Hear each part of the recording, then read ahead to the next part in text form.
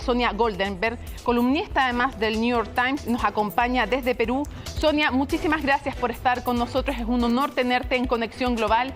Y lo primero que quisiera preguntarte es, ¿cómo has visto los últimos alegatos de Keiko Fujimori junto a sus abogados? Que ella habla, para ser más precisos, de actas que hay que revisar. Dice que va a respetar el resultado, pero dice que hay firmas que no concuerdan y que desde sus oponentes, en el fondo, cuestionaron también justo las actas o los lugares donde ella tenía mayor votación. ¿Crees que tiene algún fundamento el reclamo que realiza? Bueno, esta elección, en ese momento hay como unos 70.000 votos de diferencia entre los dos candidatos y ella se refirió a 800 actas que piensa que deberían ser anuladas, que representarán aproximadamente unos 200.000 votos y otras 300.000 votos que podrían ser observados. En realidad es muy difícil opinar sin tener toda la información, pero eso es algo que tendrá que verse por las autoridades competentes, que en un reclamo de transparencia de la ciudadanía están siendo proyectadas en audiencias públicas en la televisión. Pero de todas maneras, lo importante es que ahora es mantener la calma, porque tenemos a un país polarizado, donde tenemos a los militantes de Pedro Castillo movilizados y también manifestaciones en defensa de los votos de Keiko Fujimori. Y lo importante es mantener la calma, porque esto va a demorar algunos días. Hoy se cumplió el plazo para las impugnaciones. El jurado tiene ahora 3 días para absolver todos los votos que estén contestados y probablemente hacia el sábado o domingo ya tengamos un resultado, que solamente tienen un plazo de 3 días para ver todas las impugnaciones. Y sí, siendo una elección tan polarizada y tan pegada, lo importante es que no haya, que se mantenga la calma y que no hayan chispas de violencia, ¿no? Ese es la primera preocupación, ¿no? Y después, bueno, esperemos que los candidatos al final, cuando el jurado resuelva las actas contestadas, acepten los resultados de las elecciones. Ahora, quisiera preguntarte, Sonia, ¿esto puede llegar a dañar la confianza en el resultado? Y por otro lado, hasta ahora la ventaja la tiene Pedro Castillo. ¿Tú crees que ya es un resultado más o menos consolidado? Es un resultado consolidado hasta ahora. Ahora es ver en qué medida tienen razón o no las impugnaciones que está presentando Fuerza Popular, porque ahí sí habría un bolsón es decir, el sistema peruano son las actas las que se cuentan y entonces es difícil saber exactamente cuántos votos representan, ¿no? Fuerza Popular estima que podríamos estar hablando de 500.000 votos, ¿no? Entonces, lo importante es que los dos candidatos esperen pacientemente y que llamen a la calma a sus seguidores para evitar que puedan haber actos de violencia en el país. Y luego, por cierto, lo que dices tú, ¿no? Que se reconozca el resultado de las elecciones. Sí. Sonia. Sería gravísimo, ¿no? Si alguno de los dos candidatos no las acepta. Sí, hasta ahora ambos habían dicho que van a respetar el resultado final de los órganos, que son tres órganos electorales independientes que tiene finalmente el Perú. Quisiera preguntarte, hasta el momento, a quien dan los recuentos por ganador es Pedro Castillo. ¿Cuáles crees tú que fueron los ejes de esta elección y los que hasta ahora lo llevan a él como el ganador?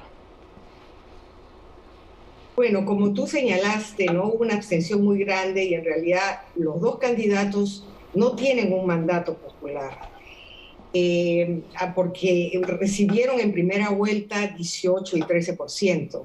Ahora, el voto de Castillo ha sido una sorpresa, ¿no? Creo que esto se explica por la mortandad extrema que ha tenido el Perú con la pandemia, 180.000 muertos, el triple de lo que se había calculado, casi el triple de lo que se había calculado inicialmente, y el descreimiento absoluto de la clase política por la corrupción. Ujú. Y claro, hay un desencanto, un descreimiento y es un voto de protesta de una población que se ha sentido abandonada por un Estado que no les ha dado los servicios de salud, y que tenemos una tremenda crisis Sonia. económica. Perú. Ujú. Sí, perdón. Sí, no, te ¿Sí? quiero contar que estamos viendo también imágenes, te vemos a ti, vemos a imágenes de Pedro Castillo, son las imágenes en vivo del comando, porque después de que habló Keiko Fujimori también se está hablando justamente, y se espera que hable en unos momentos más Pedro Castillo. Yo sé que están hablando algunos de sus adherentes, algunos de los miembros del comando, y están esperando que él hable ahí, pero estamos viendo las imágenes de la gente que está esperando con este lápiz. Él es un maestro además, y por eso el símbolo, y un dirigente gremial además, por eso el símbolo que vemos ahí en las calles de Lima, lo estamos viendo en vivo y en directo. Tú hablabas de la exclusión, hablabas de la ingobernabilidad, hablabas de la corrupción. Él se presentaba a sí mismo además como el símbolo de los de abajo, de los excluidos, de los indígenas excluidos, de los pobres excluidos, de los de la sierra también, de los sectores más alejados de los centros de poder. Quiero que veamos una gráfica, Sonia, se la vamos a mostrar a nuestros televidentes, en que se marca el mapa justamente de dónde fue mucho más fuerte, está dividido el país. Es bien impresionante y me gustaría que tú nos ayudaras a entender eso, porque vemos en rojo que es el sur, que es la sierra también, muy fuerte para Castillo, y el naranjo es de Keiko Fujimori. O sea, uno ve una división geográfica también en la votación en el Perú. Así es, ¿no? Es toda la sierra, antes era la sierra sur la que era más radical, pero ahora es toda la sierra norte y sur. Y vemos que Fuerza Popular, el partido de Keiko Fujimori, tiene apoyo en Lima, Ica, el norte del Perú, y en Loreto, que es un departamento en la selva, ¿no? Pero sí, realmente está polarizado y partido en dos el país. Siempre ha estado polarizado, pero ahora esta polarización es más extrema, y también estamos en un declive, ¿no? Con un país cada vez más ingobernable, donde las instituciones han sido derruidas, tanto la presidencia, hemos tenido, como tú señalaste, 4 presidentes en un mismo régimen, y entonces hay un deterioro de la clase política, y esperemos que la falta de credibilidad que han tenido, que tienen muchas instituciones, incluyendo los entes electorales, pueda hacer que no sí, perdón. Uh-huh. Quisiera preguntarte el discurso de que Castillo era, bueno, es un hombre de izquierda, es un hombre que se declara como marxista también, pero el discurso del temor al comunismo no parece haber calado, no al menos lo suficiente, ¿no? Como para que Keiko Fujimori se hubiera impuesto, y se hubiera impuesto con ventaja. Eso no fue así. Y la pregunta es, ¿por qué no caló? Y también, ¿qué le pasó a Keiko Fujimori? ¿Cuánto le pesó el haber anunciado el indulto a su padre, el estar asociada también, yo me hago cargo de mis palabras, con un régimen que a lo menos puede ser calificado como autoritario, condenado por corrupción, por violaciones a los derechos humanos? Entonces quiero preguntarte el eje del comunismo, y también qué cosas le afectaron a Keiko Fujimori, por qué no hizo sentido este discurso, o no lo suficiente. Y yo creo que el error de Keiko ha sido no percibir que el país quería un cambio. No quería un cambio radical, pero se ha encarnado en la figura de Castillo, pero sí quería un cambio profundo, y me parece que ella no logró ofrecer una visión de cambio que la población esperaba. No ha habido un partido de centro, se ha polarizado mucho el electorado.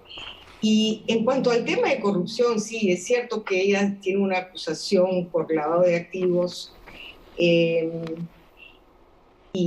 pero el presidente del partido de Castillo ha sido sentenciado por corrupción por la Corte Suprema. Entonces, digamos que la corrupción no discrimina, Y en el caso de Castillo, él ha sido sentenciado por la Corte Suprema y Keiko lo que tiene es una acusación que todavía no ha sido comprobada, pero que naturalmente pesa muchísimo sobre ella, ¿no? Uh-huh. Ahora, quiero ir a otro tema y llevarte al tema de los temores también que despierta, y no sin razón, Pedro Castillo. Él, en su campaña, bueno, para empezar, los dos valóricamente son súper conservadores, los dos, Keiko Fujimori y Pedro Castillo. O sea, todos los sectores de disidencia sexual, de minorías sexuales, muy preocupados por esta elección, porque no había ninguno de los dos, aunque después los otros dicen vamos a respetarlo, pero hay mucha preocupación en ese sentido. Pero también hay temores respecto específicamente de Pedro Castillo, de lo que puede hacer en el ámbito económico y también en el tema de otras libertades. Él al principio hablaba de nacionalizaciones, después ha moderado ese discurso, hablaba incluso, algunos de sus seguidores decían, y de hombres relevantes en su círculo decían, la verdad es que vamos a llegar al poder y no lo vamos a soltar. Él habló incluso si era necesario cerrar el Parlamento, si es que no podía convocar una nueva constitución. Entonces la pregunta es, ¿cuánto hay de real, cuánto hay de mito o hay incertidumbre porque no se sabe finalmente en el discurso de Castillo? Hay mucha incertidumbre porque él se ha dicho y desdicho muchas veces, y también, y eso es algo que a veces quizás es difícil comprender fuera del Perú, pero el partido con el que va a las elecciones Pedro Castillo es un partido que se define a sí mismo como marxista, leninista, marioteísta, y tiene un ideario leninista, ¿no? Y Castillo va con ese partido, pero ha tratado de desmarcarse, pero no se va a poder igual. Digamos, es una incógnita, es cuál va a ser la relación entre Castillo, que es una incógnita, con Cerrón, que es el dueño del partido, ¿no? Esa es una primera duda.